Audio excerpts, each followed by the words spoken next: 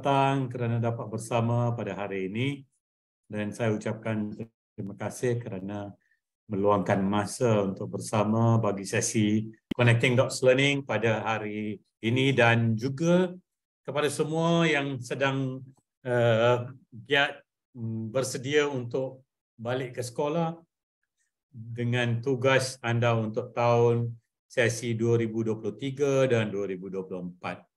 Tapi terima kasih semua ya yang dapat bersama pada hari ini. Tajuk saya pada hari ini ialah induksi, orientasi, sosialisasi guru baru dan yang sedia ada. Walaupun perkara ini nampak perkara yang remeh ya, tapi kita harus faham di kebanyakan negara isu induksi ini guru bila melapor diri ke sekolah merupakan satu perkara yang penting. Bagaimana kita nak buat onboarding guru baru ini di sekolah kita?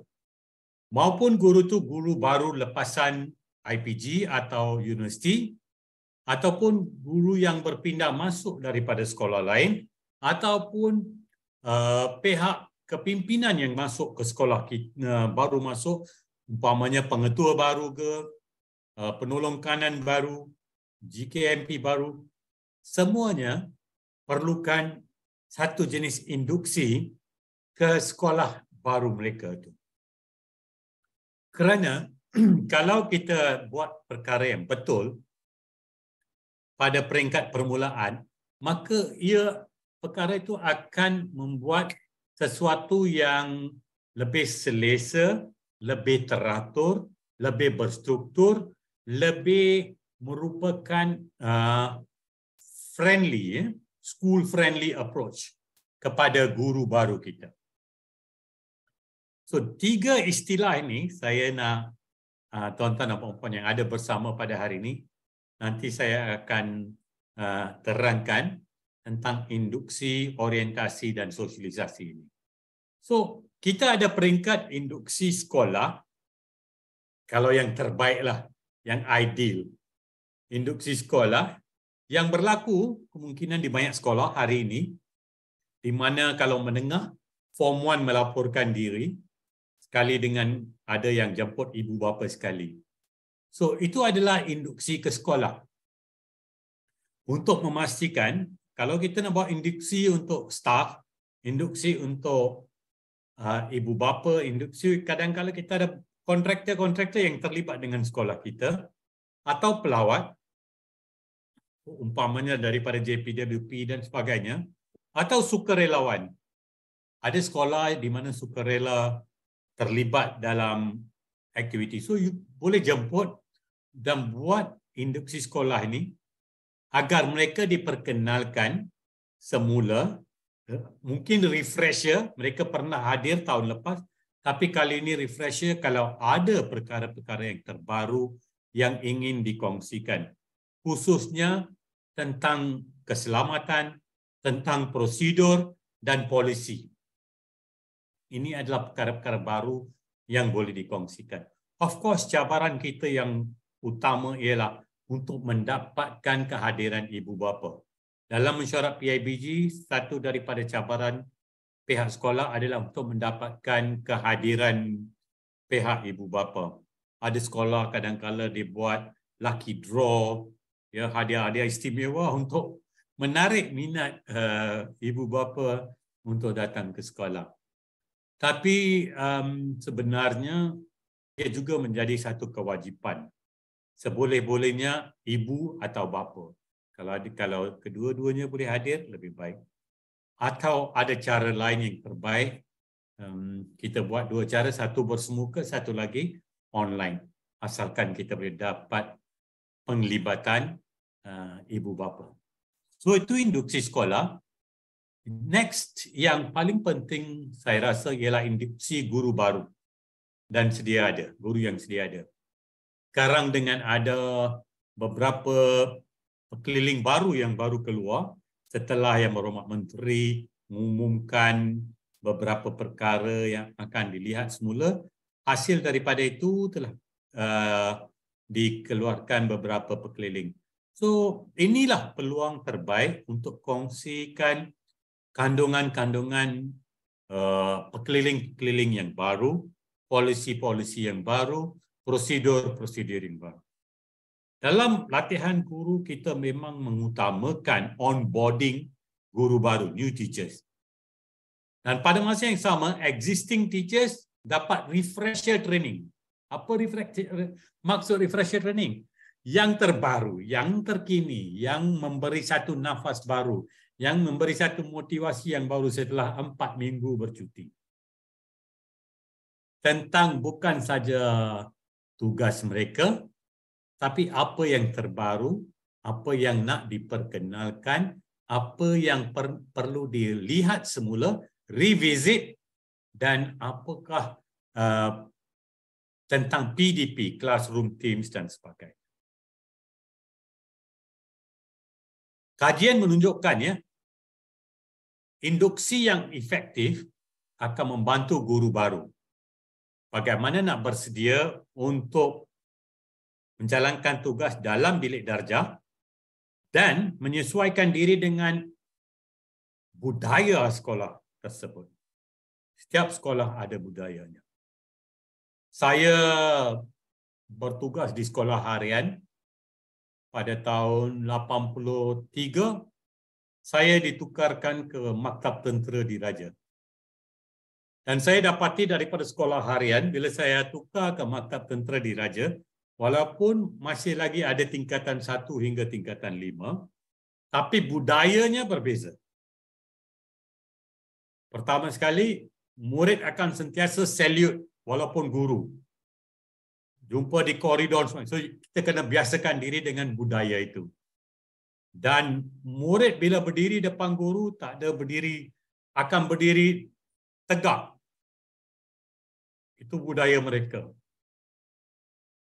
Guru, murid pada guru tidak akan ganjak daripada istilah yes sir, no sir, yes sir, yes madam kalau guru wanita, madam. Itu budaya yang sudah ada di situ. Ada budaya sukannya, ada budaya untuk co-curriculum yang lain dan juga dalam kelas, dalam PDP dan sebagainya. Itu pengalaman saya. Dan jangan lupa guru existing teachers akan mendapat yang ilmu terkini atau maklumat terkini tentang sekolah dan apa yang kita nak utarakan tentang school outcome. Kita tak semestinya perlu buat face to face. Kalau hari ini sekarang ada 65 orang guru bersama kita pada hari ini. Saya jangka kalau cikgu-cikgu boleh rangka sendiri ya cikgu. Remember, leadership is not hanya per view atau menjadi perkara yang perlu diusahakan oleh barisan kepimpinan sekolah. Cikgu antara anda semua atau kalau ada pemimpin sekolah boleh mengusahakan untuk induksi online bagi guru baru, bagi pengetua baru, bagi penolong kanan yang baru, termasuk juga bagi guru yang berpindah masuk dari sekolah.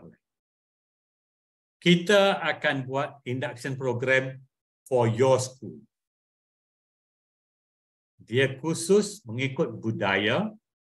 Kita tak boleh ubah prosedur, kita tak boleh ubah polisi atau dasar, tapi budaya tentang cara kerja, tentang etos sekolah itu, dan etika dan sebagainya, itu kita tak perlu, kita boleh kemukakan kepada guru baru yang berpindah masuk atau guru yang baru lepasan IPG atau universiti. Dan saya letak dalam kurungan RMC yang saya kongsikan tadi, pengalaman saya sendiri. Bila lapor diri, hari pertama, saya diberi 3 helai kertas dari nombor 1 hingga nombor 20. Nombor 1, saya lapor diri kepada pengarah pengajian dia panggil. Dan lepas saya lapor diri, dia tanda tangan dalam borang itu dan bahawa saya sudah lapor diri dan dia pun beritahulah hasrat atau harapan. Keduanya, saya lapor diri kepada Ketua Jabatan Sains. Di situ berbeza daripada sekolah harian. Ada ketua jabatan sains dan ketua jabatan sastra. Lapor diri kepada mereka. Lepas tu lapor diri ke pusat sumber. Lapor diri ke tempat untuk dapat di mana mereka beri uniform dan sebagainya. Kalau pergi untuk umpamanya kita panggil latihan penggembaraan, maka anda diberi uniform tentera juga. Walaupun kita ni civilian. So pengalaman-pengalaman begitu, borang itu saya isi dengan lapor diri kepada semua dari nombor 1 hingga nombor 20. Termasuk logistik, termasuk tentang pengurusan peribadi profil kita, tentang gaji dan sebagainya. Semua nombor 1 hingga 20. So borang itu kita isi. Dan bila kita pindah keluar, borang yang sama diberi untuk kita pindah keluar dan ditandatangani bahawa saya tidak berhutang buku kepada pusat sumber. Tak ada buku yang saya belum pulangkan, tak ada barang daripada store yang perlu saya pulangkan. Dari segi saya punya rekod, segalanya telah diberi dan sebagainya. So it is macam check in dengan check out, right? So itu pengalaman yang saya boleh kongsi bersama dengan tuan-tuan dan puan-puan. So jangan lupa, walaupun guru baru atau guru pengganti, kadang-kadang guru yang ambil cuti untuk cuti kelahiran anak dan sebagainya, ya. So mereka ada guru pengganti, maka untuk guru pengganti pun kadang-kadang kita sediakan juga apa induksi yang kita nak beri tentang polisi, prosedur dan amalan yang diamalkan di sekolah tersebut. Dan bagaimana kalau berlaku apa jua insiden, kita bagaimana kita buat pelaporan. Kita tidak boleh wujud dalam persekitaran di mana cikgu kata saya tak tahu. Kalau cikgu kata saya tak tahu, walaupun guru pelatih yang datang ke situ dan kata saya tak tahu, artinya kita punya onboarding itu, guru baru atau guru yang pindah masuk ini, kita tak buat induksi atau orientasi yang tepat. Orientasi yang menyeluruh. So kita kena buat secara terperinci. Ia tidak mengambil masa yang lama. Kemungkinan 2 hari. So, use 2 days. 2 hari itu adalah satu yang terbaik untuk guru baru atau guru yang pindah masuk. Supaya mereka memahami struktur, mereka memahami proses-proses dalam sekolah tersebut. Mungkin ada yang sama dengan sekolah sebelum itu, tapi mungkin ada juga cara kerjanya berbeza sedikit. Dan apa prosedur yang spesifik dan amalan yang spesifik. Akhirnya, kita datang ke istilah yang terakhir itu, job ready. We are job ready. Kita dah bersedia lepas 2 atau 3 hari atau minggu pertama. Tahun ini, seperti anda semua tahu, minggu pertama kita tidak berkejar-kejar untuk nak mengajar. Minggu pertama kita kejar-kejar untuk bersosialisasi, berorientasi dan berinduksi tentang tugas kita. Memahami. Tahun lepas tak dapat tingkatan 4. Tahun lepas tak dapat tidak mengajar tahun 6. Maka tahun ini dapat tahun 6. So how do you start looking in depth tentang tugas anda sebagai guru mengajar tahun 6 dan tahun 5 umpamanya, atau guru yang akan mengajar kelas yang akan mengambil SPM. How do you prepare yourself? So, inilah minggu pertama dari dia 3 perkara berlaku: sosialisasi, orientasi dan juga induksi. Untuk guru yang sudah bertugas, yang sedia ada, dan juga untuk guru yang baru pindah masuk atau barisan pemimpin yang baru pindah masuk, dan menjadi kewajipan kita sebagai guru dan pemimpin yang sedia ada di sekolah untuk secara ikhlas kongsi maklumat dengan barisan kepimpinan. Jangan kita ada amalan yang kajian menunjukkan ada yang akan tunggu untuk barisan pemimpin itu buat kesilapan. Baru dia cakap, oh ini tak sepatutnya begini, dia sepatutnya begini. Amalan di sekolah ni begini. Kenapa kita nak tunggu untuk orang buat kesilapan? kita patut kongsi secara transparent, secara ikhlas apa yang betul, macam mana cara kita nak buat kerja. Pada tahun 80-an, bila saya mula mengajar, caranya ialah anda belajar sendiri. Yes, it's fine. Kalau itu budayanya, itu falsafahnya, tetapi lebih menyerlah, lebih berstruktur, lebih membawa kepantasan kita dapat cara kita nak job ready itu, kalau kita diberi ilmu, diberi induksi tentang tata cara, prosedur, polisi kerja di sekolah tersebut. Walaupun ada persamaan dengan sekolah sebelum itu. So kita kena sentiasa melihat dari perspektif yang lain. Adalah menjadi amalan yang kuno. Kalau kita anggap dia sudah tahu segalanya, hari kedua atau sebagainya, bagi dia saja buku rekod dia ada, dia terus masuk kelas dan mengajar. Itu adalah amalan yang pemikiran sebelum ini. Tapi kalau dewasa ini, pendekatannya patut lebih profesional. Cikgu baru ini, biar kita ada program untuk mereka.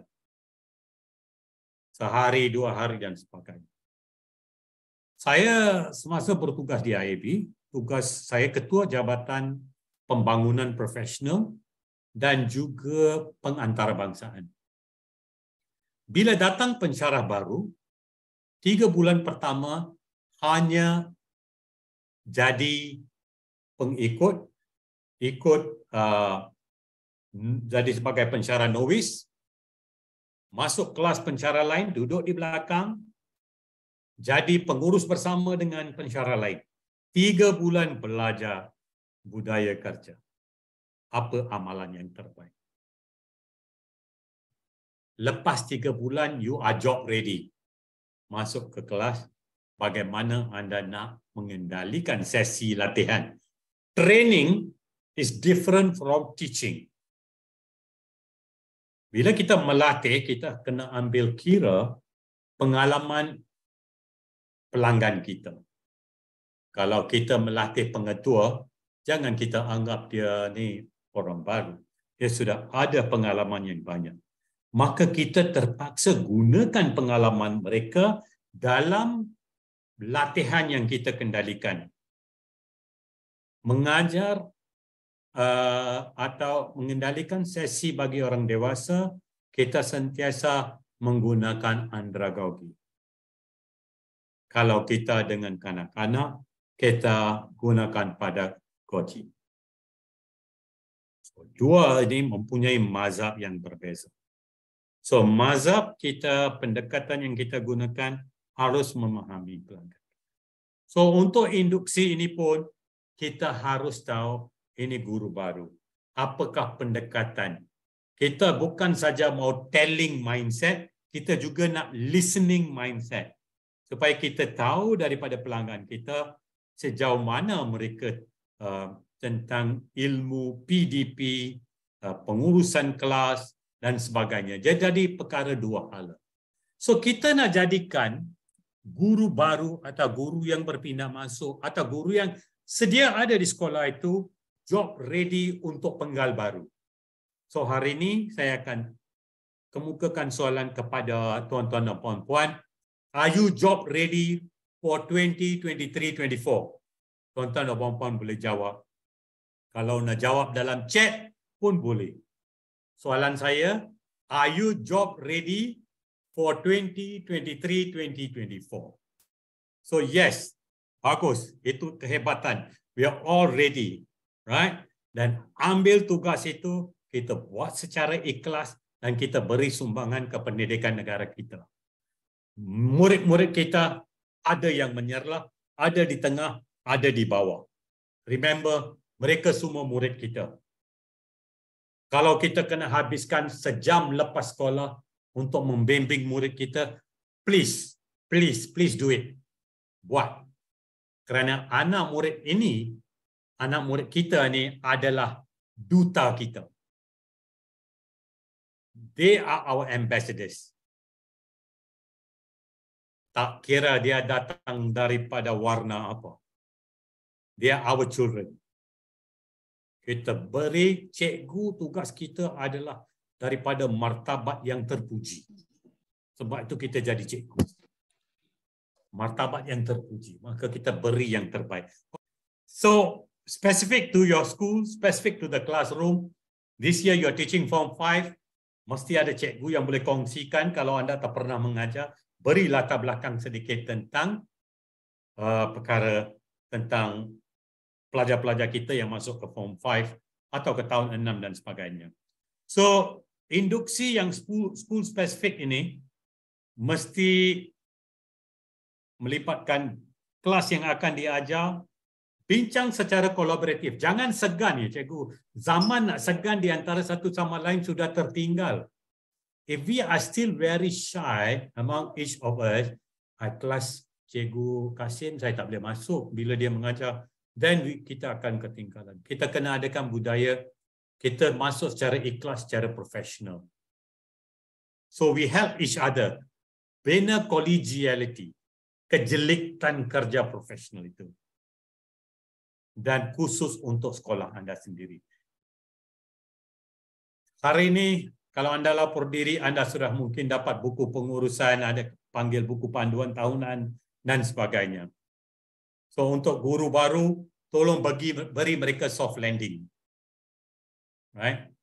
Soft landing supaya dia melalui 3 peringkat ini. Induksi, orientasi dan sosialisasi. Supaya dia boleh ada proses akomodasi dan asimilasi berlaku di mana mereka menjadi biasa dengan sekolah semula. Sekolah baru mereka atau setelah kembali ke sekolah. Induksi, kita menyesuaikan diri dengan tugas rasmi untuk tahun itu. Core business, PDP, dan tugas-tugas rasmi yang lain. Dan etika kerja. Orientasi, kita bersesuaian dengan tempat kerja kita dan budaya kerja. Kalau ada budaya baru, kita menyahut cabaran budaya baru. Itu adalah ke arah tunjang orientasi. Kesosialisasi, bagaimana kita rasa buat seseorang yang baru tu rasa dia dijemput, dia dihargai di sekolah ini. Gunakan teori invitational. Tak perlu tunggu dia untuk datang kata, hai cikgu, saya guru baru.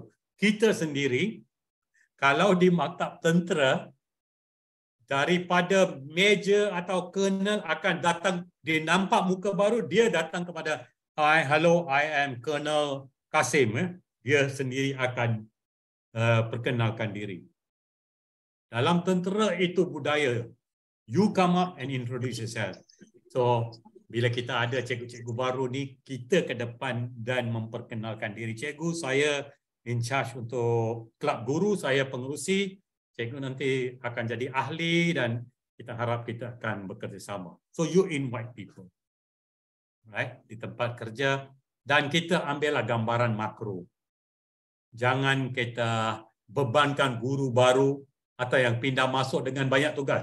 Ini orang baru datang. Mari kita bagi dia banyak kerja. Ini peluang kita. Dulu saya masuk pun macam ni, saya diberi. So, rangkaian pandangan sebegitu, falsafah begitu tidak akan berputus. Dan perkara yang sama berlaku dalam bidang perubatan. Bila datang houseman, dia kata dulu saya houseman, doktor, saya pun kena layak, sekarang you pun akan kena sebegitu juga. So, kita tak mahu budaya begitu. Pendidik ini kita ni adalah profession yang terpuji, yang memang kita diisi dengan banyak empathy. Empathy ini penting. So empathy lah yang kita akan gunakan. Ini guru baru. Kita bantu dia. Dia tak tahu banyak benda, kita bantu dia. Dan kita takkan hilang apa-apa. So ambil gambaran yang baru and jangan bebankan. Bagi dia masa bila dia dah melalui akomodasi dan asimilasi, kita dah buat dia rasa selesa melalui sosialisasi, budaya kerja dan sebagainya. It becomes a nice place to work. You know, you are a big family dalam sekolah. So akan hari Isnin ini dah mula semalam dengan mesyuarat. Hari ini pun ada pelaporan oleh tingkatan 1, mungkin darjat 1 dan sebagainya. Setiap sekolah ada dia punya jadual yang berbeza.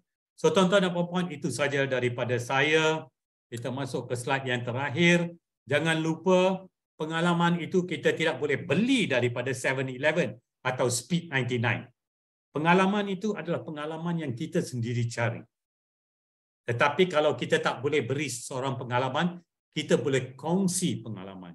Kita boleh beri buku, kita boleh beri makalah atau ilmu yang kita boleh kongsikan. Dan di antara itu jangan lupa, buku adalah beban latihan untuk minda. Books are the training weights of the mind. Tapi ilmu bukan saja datang daripada buku, ilmu boleh datang daripada pelbagai tempat. Buku yang terbaru yang saya sedang baca ialah The Tree Whisperer. Saya tak tahu anda boleh nampak.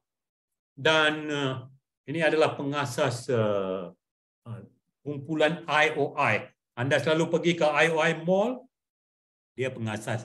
So books are the training weight. And jangan lupa hari Isnin anda mulakan bab baru untuk 2023, 2024. If a child can't learn the way we teach, maybe we should teach the way they learn. Itu saja daripada saya. Terima kasih mengambil masa lebih sedikit. Have a nice day.